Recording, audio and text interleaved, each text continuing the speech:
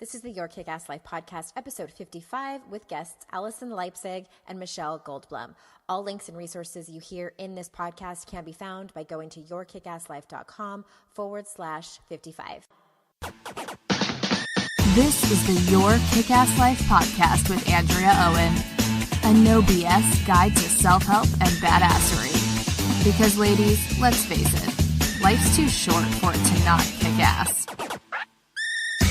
And here's your host, the girl who serves it up straight with a side of crazy, Andrea Owen. Hey there, ass kickers. I'm so glad you're here for another episode of the podcast. And today is my first threesome. I have never had two guests on at the same time, so it was so much fun to talk to Michelle and Alison. And so let me tell you a little bit about them. Michelle was raised on a nature preserve in New York, completely ensconced in her mother's spiritual retreat center community. Michelle has always been aware of the importance and benefits of living a conscious, healthy, and awakened life. In her personal life, Michelle has always continued to embrace and expand upon her early learnings.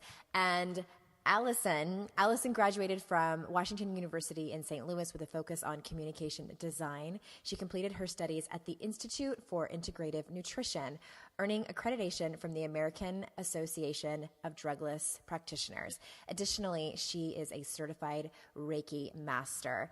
Her academic background in the visual and healing arts has given rise to her career path as a body confidence coach. She believes that creating the life you want means appreciating the beauty in your world. As an extension of her commitment to beauty and authenticity, Alison is an expert logo and branding designer for soul-centered businesses. And hey, guess what? Guess who's been making the new podcast images for the Your Kick-Ass Life podcast? It's Alison. So I'm super excited to talk to them. They have created something so amazing called Soul Camp, and you'll hear a little bit about it in the podcast, among many other things. So without further ado, here is Michelle and Alison. Hello, ass kickers. And I'm here. This is my very first duo. Did you guys know that? Woo woo! Oh my god! It's my first threesome. Didn't. I'm excited to have y'all. Okay, so if you have missed it by now, I've been putting it in little blurbs at the bottom of my blog posts. Michelle and Alison have created something amazing called Soul Camp. So why don't you guys just take a minute, because I'm sure you explain it much better and with more excitement than I ever would. So take a minute and tell us what Soul Camp is. Great. So hi, this is Michelle. So Soul Camp is a multi-day, multi-night, all-inclusive sleepaway camp for adults that is completely mind, body, spirit, wellness oriented. So we've brought in, we have 2 Soul Camps this year, and we brought in for each of the camps 40 to 50 of the top yoga instructors, meditation teachers, cardio, dance, workshop leaders, speakers, authors, meditation, you name it, we brought them in. Yeah, like crystal people, like hypnotists, like way woo-woo stuff. Astrology, numerology. I was like, wow, that's even woo-woo for me. I'm excited. Oil. Yeah, everything mind, body, spirit, woo-woo, like, health, all oriented. We brought in everyone literally that we could think of. Like, if this is what you're into, it's your orgasmic place. Yes. Multi-day, multi-night. I love that.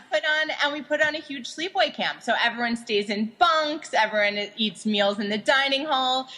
All of those instructors and teachers and speakers that I just mentioned, they are the instructors for the weekend. And basically people go from class to class to class to class. They pick and choose, every single period between 10 different classes to choose from.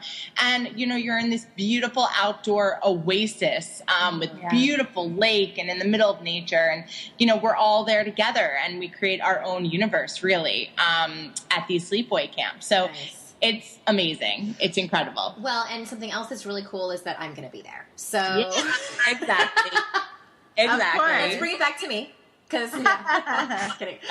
So if y'all are interested, we're going to talk about some woo-woo stuff here in just a second. But if you go to soul.camp/east, that's where I will be hanging out. And if you use the code, all one word, Andrea Soul, they get a discount, right? And is that good for the rest of the time they can sign up? Yes. Yep, Okay, and yeah. that's a 20% discount. And if they're on the West Coast and not able to come to the East Coast, that we have Soul Camp West, www.soul.camp/west, and your discount code applies for that one as well. Oh, okay, good to know. Good to know. Yeah. It's a good thing I'm don't know these details. That's why I have you guys on here. Okay, yes. So either one, I will be at the one in Soul Camp East, and that actually is a great segue for my very first question to both of you. So you both talk about the importance of play as adults, and I wrote about this in my book even, and I think the belief is that we don't have enough time or that it's ridiculous. And so how do you encourage people to just start from the beginning? Yeah. So, one of the things that Michelle, really how Soul Camp came to be is because Michelle and I, when we got together, we just started like cheering, like even before, Andrea's seen us like cheering and like clapping and that to us, like when we're giggling and in that playful state, like we are just so connected to each other, to ourselves, to the world and like the work we're doing. But it is hard to start because in our adult lives, we've been conditioned, like, work, we have a lot of responsibilities. So it's not even just like conditioning. It's like we have a lot to do. So putting aside some time for something that you love. So it might not be like, quote unquote, like what looks like fun or play to other people, but like, for example, for me, I love calligraphy. That might sound like hell to someone. But like to me. Yeah, like Michelle, that. But like I sit there and like it's like so much fun. Like I love focusing on each letter form and it's just really, really great. Getting outside, even, some forms of movement. I mean, all movement can be really, really fun. But, for me and Michelle, we love doing exercise that really like gets us into that playful state where we're, screaming affirmations out loud and just like jumping around. So yeah, that's like, it's important to just notice. I guess the question I would pose, is like, when was the last time you had fun? Mm-hmm. When was the last time you really had pure, unadulterated fun? And acknowledging that, maybe it's been a really long time. And like, how can I start adding that in? Just asking yourself. I love the examples that you gave because what it sounds like, and this is another thing I talk about too a lot, is just plain old creativity. And yes. I like kind of shudder when I hear people say like, oh, I'm just not creative. And I'm like, girl, yes, you are. Like, everyone oh my God, is. I agree. Everyone is. And I kind of grew up thinking, I don't know if this was the experience for you, but I grew up thinking that creative people were like concert pianists or artists that painted and things like that. And I was like, for me, like I'm a writer and I never considered writing a creative process at all until I became an adult. And I was like, oh, that's what that is.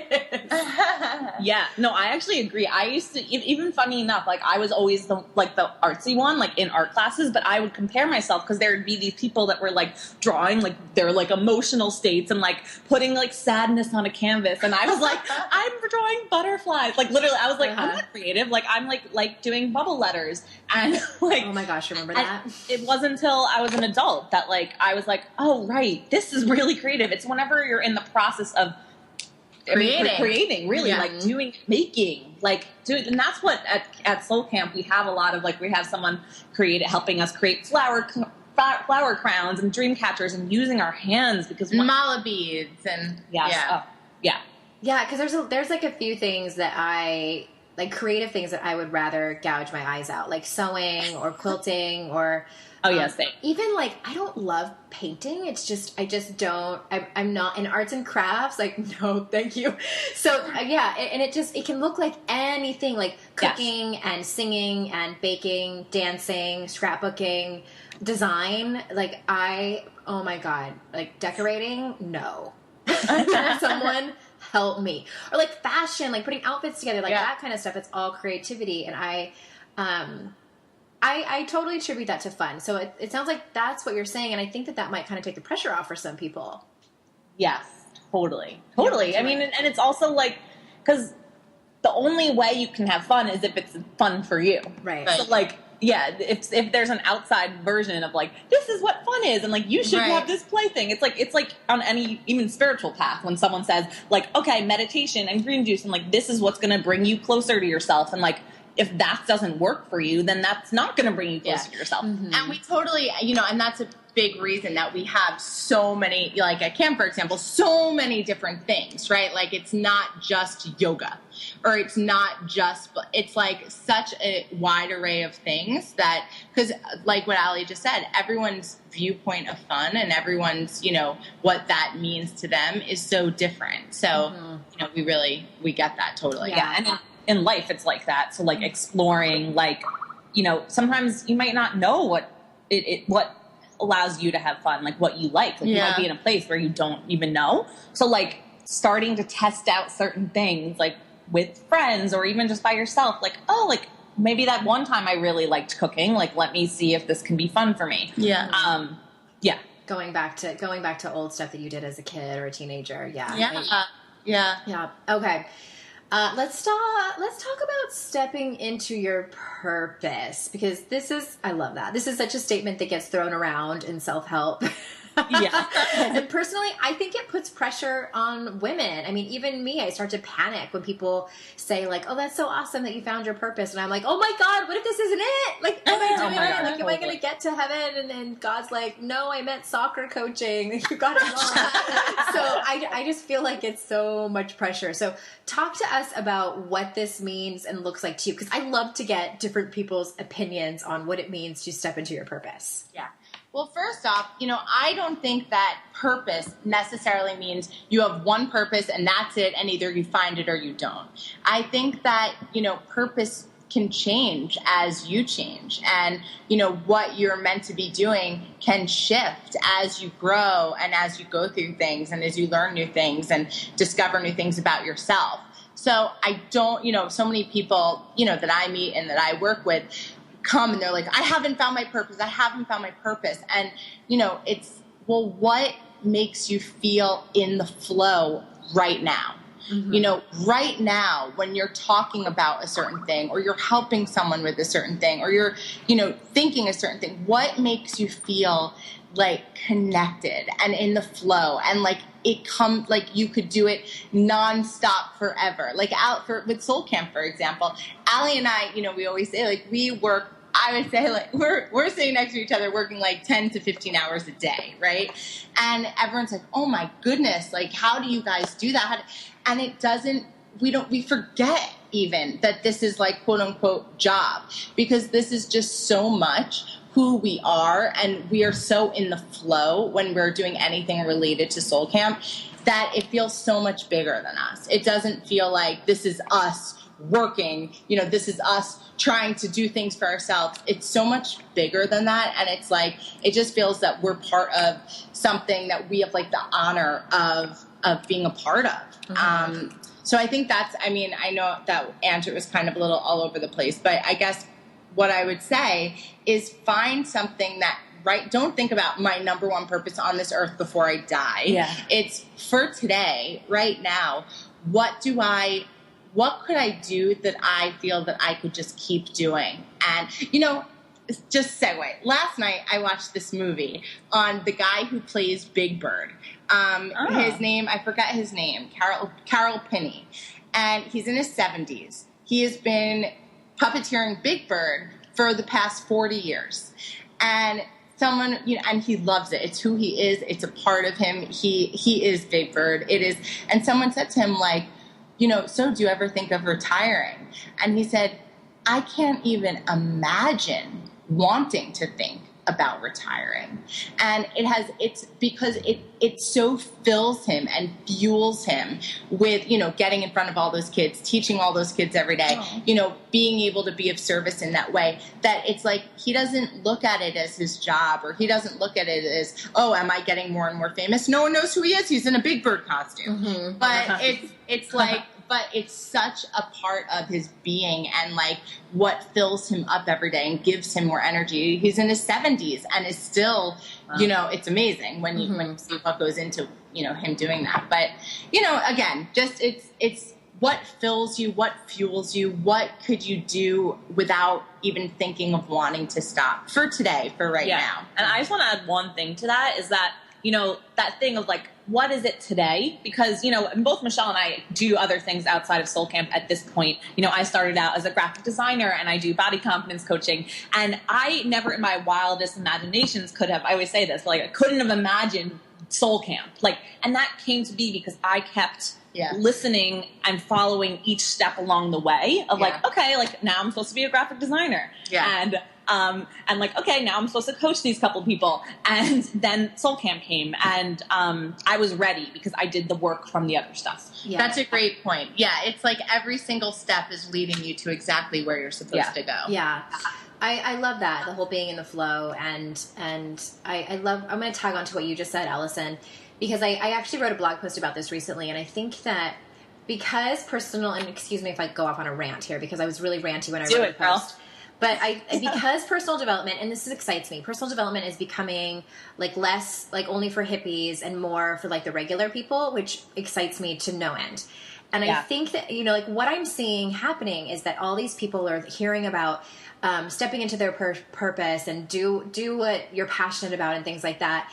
And we make up, especially the women in my audience who are very black and white thinkers and they're high achievers. They're like, all right, that's it.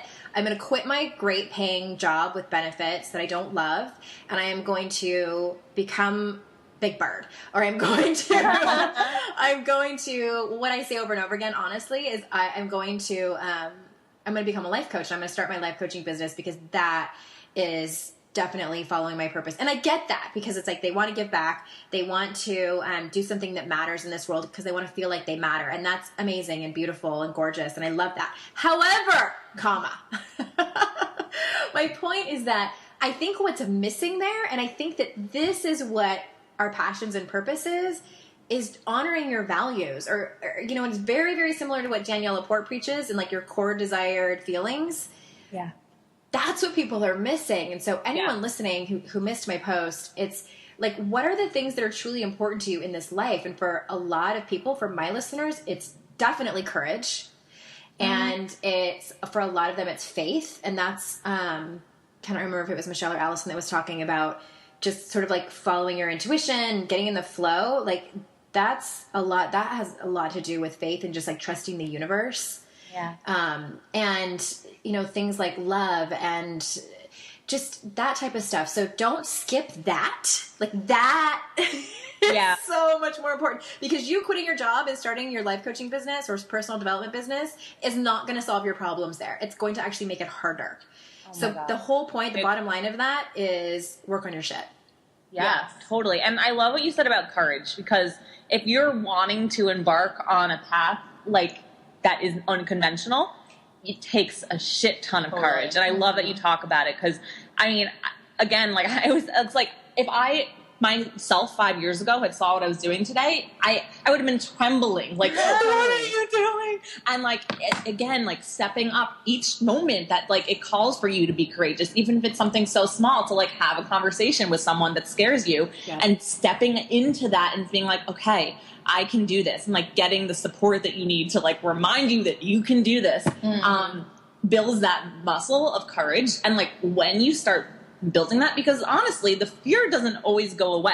It doesn't. It stays. Michelle is fearless. Michelle really is fearless. I'm the one that I'm okay, I do think I'm courageous because I have fear. And I'm okay, I'm going to step in front of the audience and talk. And then it's it flows and it's totally okay. But I have fear before and it doesn't go away. So when you build that muscle, that's when you can start creating massive impact because it doesn't, it's that fear doesn't stop you anymore. It's not.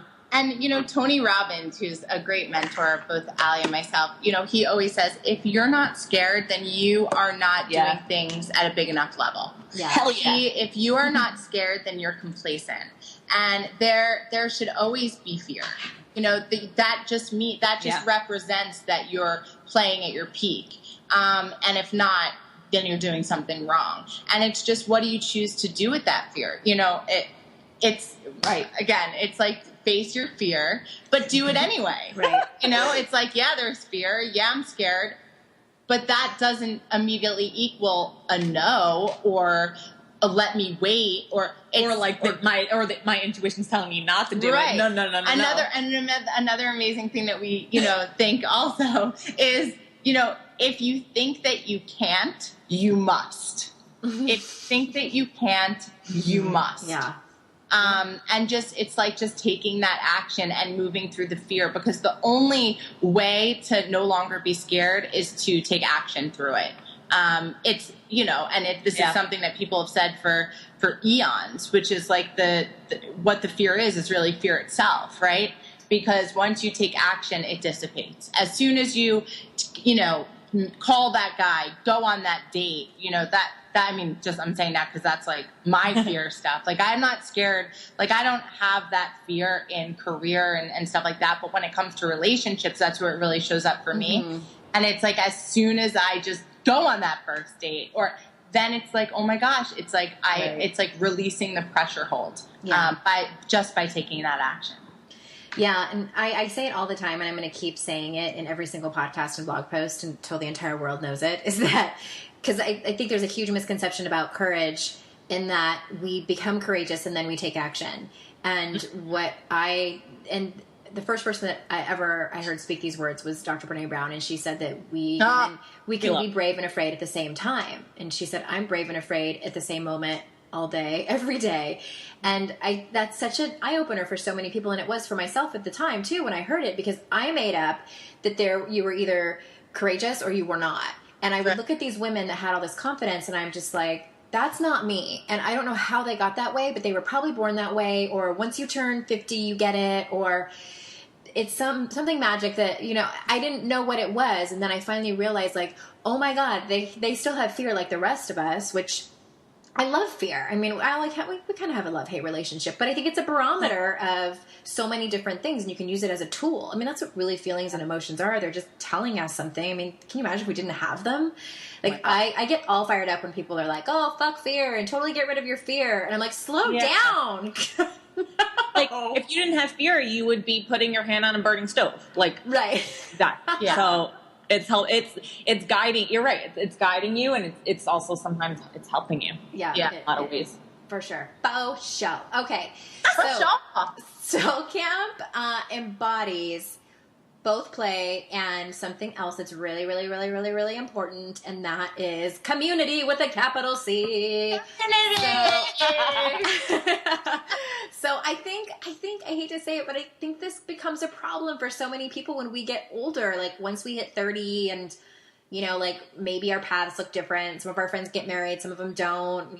We move away and things like that and change jobs. So how do you encourage women to find their community of friends, like, in their local area? Yeah. Well, I think, it's not just Soul Camp that we think is, but going to things that are more than an hour lunch with someone. We, like, when we're with a workshop that, like, you're sitting in a chair, or a conference where you're just sitting in a chair. Yeah, going to things that really excite you, because those are your people. Because those people are also really excited by that thing that you're going to. And, like, one thing about a retreat or a little, like, fun getaway, like Soul Camp, for example, is that you're spending extended time with new people that are all looking to make friends. So it's not just like, okay, like, yeah, I'm going to meet for lunch and coffee. Like, let's have some small talk and hear about what you do in your job. Or, like, this is like, oh my God, you love yoga too? Let's make these Mala beats together. What do you want your year to look like? How do you imagine your life in 10 years? Like, and you're really bonding. And it's so true about, once you hit 25 or 30, after that, it's really hard to meet people. We had a lot of women in their 50s and 60s come to Soul Camp. And there's this one memory, this woman, Maria, and she's amazing. I'll never forget it. She came up to me and she was like hysterical crying. And she was like, oh my God, I can't believe I had to wait this long to find my friends and to find these incredible people and to have this much, to feel this joy that I've been wanting my whole life. And, that right there is like what we want people to experience. Like, oh, these are my people. Yeah. Like, this is what it means to live and feel and, like, have an amazing life. And Allie and I think, are both, have such incredible experience with the magic of community in our lives. And, beyond finding like-minded people that act as a sounding board and motivation and support and, but being in the vibration of other people who want to be living a life in a certain way, feeling a certain way, and being around and, all being together in that vibration together, it takes your life to places that you never in a million years, you would never know. Because we lift each other up. So high. So high. So high. But it was for me, it was, me finding a community a few years ago, me finding this world and finding my people and finding my soul sisters and finding my soul community that allowed me to leave a long relationship, quit my job, quit my career, start a marketing agency. It was I never in a million years would have even begun to think about doing anything like that before, being in the vibration of these extraordinary women doing extraordinary things. Mm-hmm. And because it just showed me, oh, wow, I'm that too. I can do it too. I'm that too. Yeah. The importance of community is just so fundamental, let alone just for life. Just to live a life at your optimal level. That's a big sigh. Yeah, that's my when I'm I do that when I'm yes. That's my yes. I'm in love with those words. No, it's just the thought of it. If I've before I found the people that really have been supporting me and found my soul sisters, I really felt so. I would say lost and alone and really honestly misunderstood. Yeah. Mm-hmm. And I think when you find the people that get how they're viewing life and viewing interactions the way that you do, it's just it is that sigh yeah. And to be able to have, I once read a quote and it said friendship begins the moment someone turns to you and says, "You too?" Mm-hmm. And it's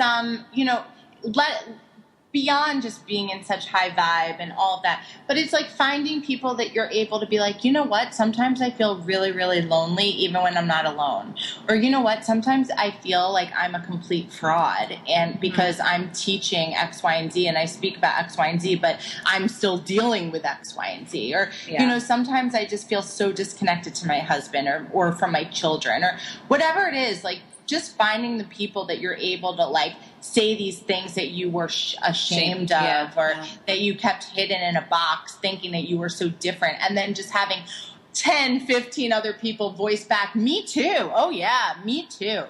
It's oh my gosh, I'm this is I'm all not perfect. Broken. Yeah, exactly. Yeah. I'm not the only one. God didn't forget something about me. Right. This is normal. This is the normal human experience. Yeah. Yeah. I see that over and over again in the communities that I run. I do a 7-day courage challenge 3 times a year. And if you guys missed it again, and we just ran it, and if we're running it again in November. So it's every single time I run either that or something like it, over and over again, people are "Oh my God, I thought I was the only one." And these are women that are in their 40s, and they've been holding it in and holding it. That feeling of emotional loneliness it sucks. It totally sucks. And I think what it does to us is it aids us in creating this mask that we put on, and what I refer to it in the work that I do is armor. We armor up, and we get up in the morning and we put on our armor. And for my people, that looks like perfectionism, people pleasing, isolation, and control. Those are the big 4. And because we want to protect ourselves, and it's I don't blame anybody for that. I've been there. I've totally been there. But you're right. It's once we find those people that what I like to say, talk about shit that matters. I mean, not that we have to talk about. I mean, I don't even like talking about personal development 24/7. And I'm I would really like to talk about countertops right now. Something other than that. But it's not always easy. So what I tell people too is keep trying. You have to declare it. Tell the universe that you're ready, and one of the actions there is to work on yourself. Because it's one thing to say the type of person that you want or the type of group that you want, but what are you doing to show up and fully commit to that person as well? Totally. And I love meetup.com. I think it's great. I think you can totally find people that love pugs or, you know, people that love slam poetry. Like, find your people. And I guarantee you're going to speak the same language. Like, if you don't want to hang out with people that only talk about surface stuff, then go out there and take some action and try to meet your people. Yeah. And it's going to take some courage because you're going to be scared. Like, I remember, you know, I found my community within Gabrielle Bernstein's first, when she had her first book, I like went to her book opening, and I remember I was terrified. It was like something new, and I was like, who's going to be there? I don't know. And I like made my friend come with me, and I was scared. But like my world opened up that night, you know, and there's going to be resistance that comes up. Like we always see it with people who sign up for Soul Camp. They're like, the inner kid like comes out. It's either like, I have to be in the cool bunk. Like you have to put me in the cool girls bunk. And like, it's like, oh, that's your 13-year-old like wanting to be cool. Oh my gosh. Yeah. Be alone and like, no one's going to like me. And like, it's not going to be like that, but we get it. Yeah. We get it. Yeah. Oh wait, that reminds me of when I went to get my certification and my training for the Coaches Training Institute. It's broken into 5 separate weekends that are about a month apart. And it's in person. And the first weekend, like I look back at that first weekend and everybody has on like their best clothes on, like almost like corporate. And then like by the 5th weekend, we like don't even care. And it's just, I think that's a testament to that never goes away, that all of us, no matter how old we are, there's a big difference between fitting in and belonging. So fitting in is when we try to basically fit in, like we like putting on our mask. Okay, it's like, well, how do I need to dress? How do I need to act? How do I need to be in order for people to like me? And then belonging is when they like you no matter what, and you just are. Oh, I love that. Come as you are. Yeah. Which actually brings me to, it's a great segue for my last question for you guys is, this is like the self-help $64 million question. Are you ready? Yes. Ready. Okay. How does one become their most authentic self? Dun, dun, dun. I can just jump in and see if. Wait, let me preface your answers. Yeah. I love like cheesy self questions, and I just love getting like different people's answers because they're so different. So whatever your interpretation is perfect. Yeah. I think I can say for me, finding my most authentic self started with stripping away all of the labels and stories that I told about the person that I was and that I should be.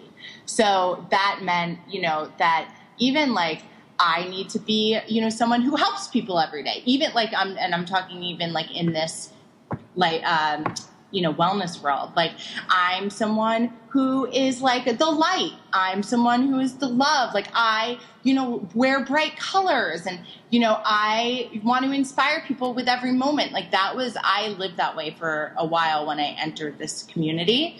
And so it's almost like perfectionism in self-help. Perfectionism in like, I remember I was like, I forgive everyone. Like I remember being like, someone would be like, pray for them.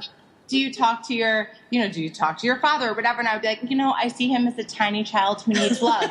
Like literally I would be like quoting Louise Hay power cards and be like, he did the best he can with what he got. And like just being in this place of like, wow, I am the most inspirational person. And I remember even like every Facebook post I put out, everything, it was like this intentional, I am the light.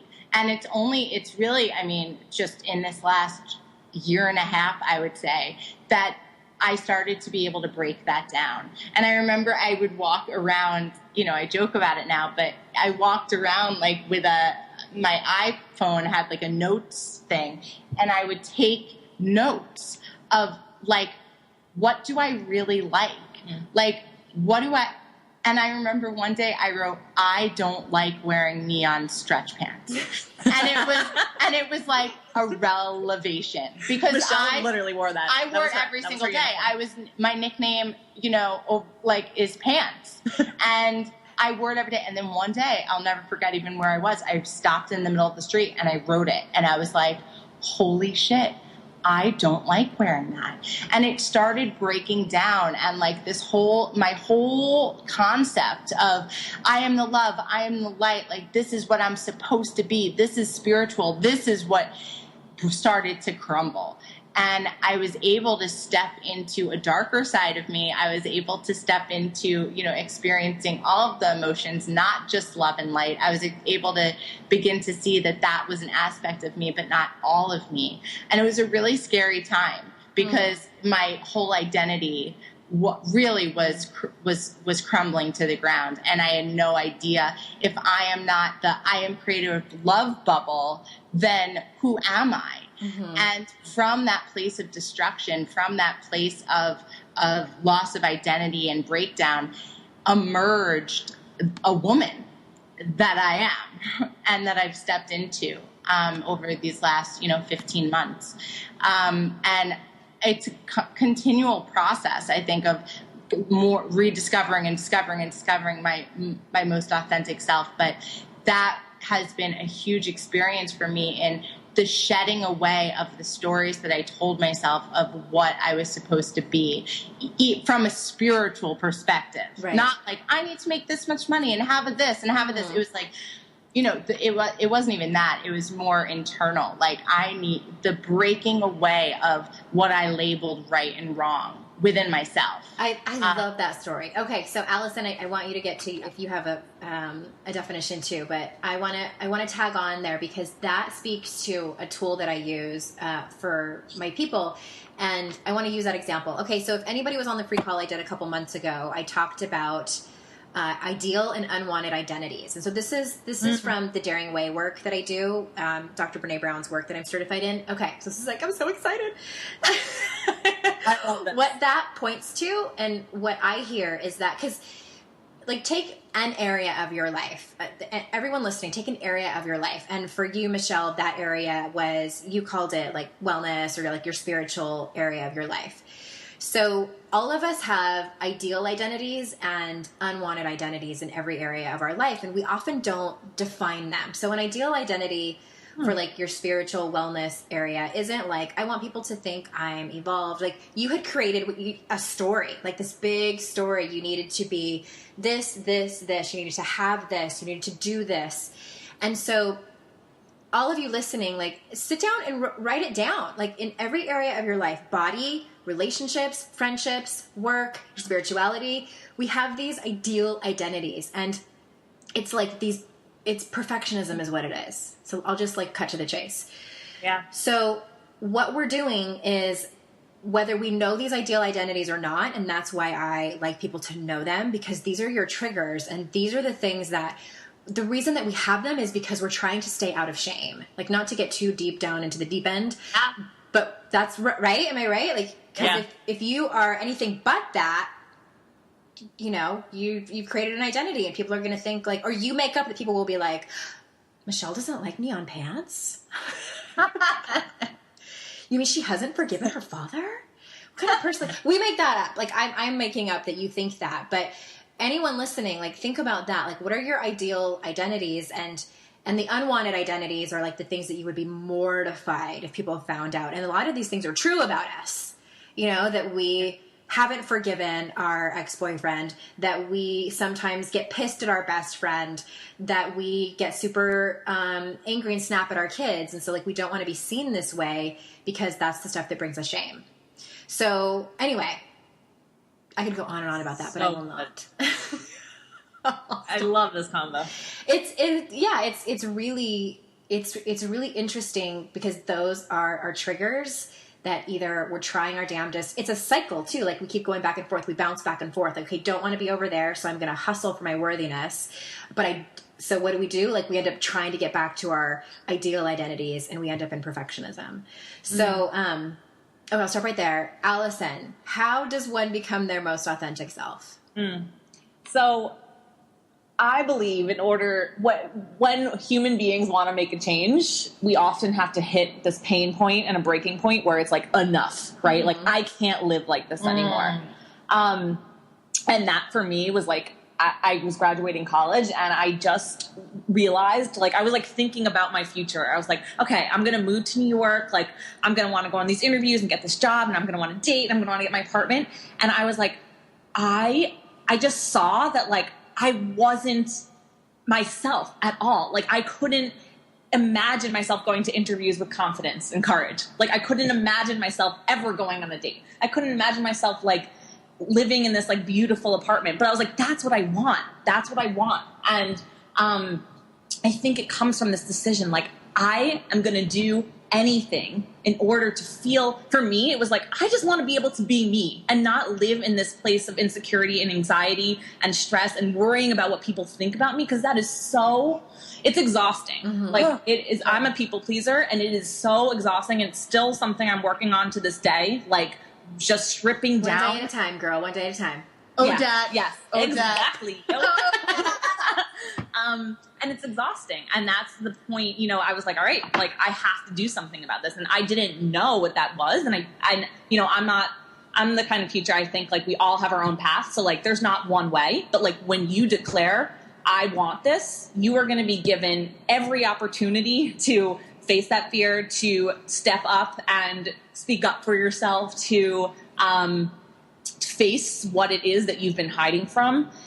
Because that's really like, you know, and when we are living in shame, we're hiding, Mm-hmm. we're hiding parts of ourselves. And, you know, so it just requires like stepping into the fire, like one step at a time and doing it again and again and again. And then you wake up and you're like, okay, like I'm a little bit, I feel a lot better today. And I'm it's a more little bit expressive easier. today. What'd you say? I said it gets a little bit easier every time you try it.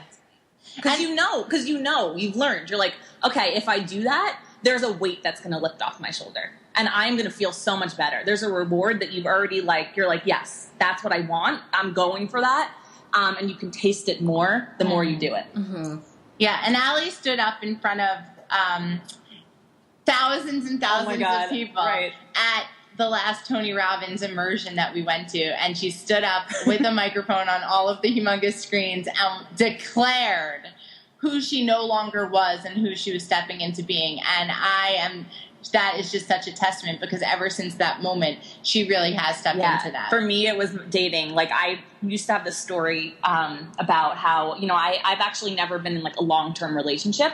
And it was something I just told myself, like, you've never been in a relationship. Like I've never been in a relationship. And there was so much shame. And I remember like these like retreats I was doing, and I'd have to say it that I've like never been in love. And it was just like, oh my God. And, you know, at Tony Robbins, I was like, holy shit. I just had this realization that like, I was the one that was holding myself back. It's not a problem that I wasn't in a relationship. It's just that I'm scared, and that's okay. Mm-hmm. So like, let me just know that.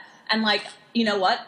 Again, how I'm saying, like, if you want something so bad, you just have to access that desire within you. And I'm like, so I stood up and I was like, I know that I was holding myself back, and I'm going to be scared moving forward, but I want this. I want to experience love. So like, I'm going to move through all of that fear so I can have it. And like, it was so liberating. I love that story. And I love that that's such a testimony to the fact that you can declare to the universe that you're ready for something and still be scared. Yeah. Yes. And it's okay. And tell the universe that, like, I'm scared shitless right now, but I am ready. I'm ready to walk through the fear and be brave and afraid at the same time. And then when you name it, like now I don't feel like when I said it, I was so scared. But now when you say like I'm scared, it releases some. It loses its power. And even in like conversations, like Michelle and I had a conversation last week, and I was afraid to say something, and this is just my own shit. But I was like, and I said to her, I was like, before I started talking, I was like, I'm a little scared to say this. And then it was like, whew, and then I could just talk. Mm-hmm. So it's really important to name when you're feeling that way. Yeah. What's what we say in coaching? Just say what's there. Say what's there. Exactly. Totally. With kindness. All right, ladies, thank you so much. And you guys, That was wonderful. I loved it. Kick ass. And of course, you can go to soul.camp to see East or West. Use the code AndreaSoul, all one word, to get 20% off. And even if you don't end up at Soul Camp, I hope that you got something out of this, little nuggets here and there to make your life, of course, more kick-ass. And I will see you out in cyberspace. Bye-bye. Bye.